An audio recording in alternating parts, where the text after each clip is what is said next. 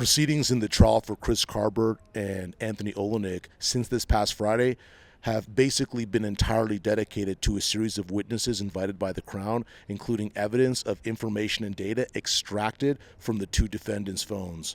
Robert Krejcik reporting in Lethbridge, Alberta for Rebel News. Chris Carbert and Anthony Olenek are both being charged with conspiracy to murder. The Crown is accusing the two defendants of conspiring to murder police officers during their time participating in the 2022 Coutts protest and blockade.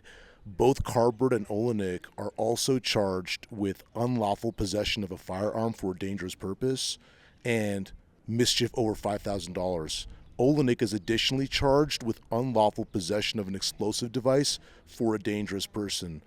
Both men have pled not guilty to all the charges against them. The Crown has invited a series of witnesses, all of them from the RCMP, and all of them involved in one way or another in either extracting or interpreting and analyzing data and information taken from the mobile phones of the two defendants. The focus of the evidence and testimony across these days has been on text messages sent or received by the mobile phones belonging to Chris Carbert and Anthony Olenek. One caveat that was added by the prosecutors and also the witnesses is that they don't know to a certainty that the defendants either sent or received these text messages because they don't know to a certainty that these mobile phones were always in the possession of their owners. On February 3rd, 2022, Chris Carbert wrote this text message: "This doesn't end until we are free people again." The next day he wrote, "It may cost dearly, but I don't want my kids to live in a world where they are not free. Cool as a cucumber, this is bigger than me. This affects the entire world. If we lose, humanity is fucked. I am trying to stop it from going to the next level because from here, we go to war. I don't think you truly understand what this is for and about. If we lose here, I will likely die in a war."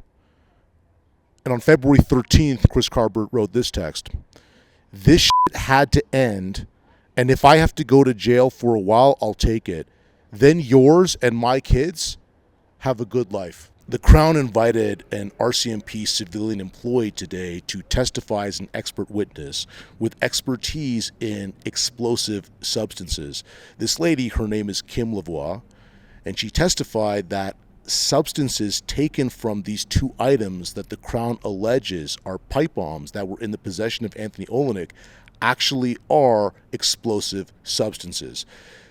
She was invited to offer further analysis on whether or not this explosive substance placed in these items amounted to a pipe bomb. She said that she doesn't have expertise in examining actual bomb making, and at this point, Justice David Lebrenz, the judge presiding over this trial, advised the jury that since this question from the prosecution about the consequences of this explosive device being ignited while inside these containers was beyond the expertise parameters of this witness, that the jurors should not put any stock into that and dismiss from their minds any sort of consideration they may have based on that question. One of the jurors was dismissed today for sleeping on the job.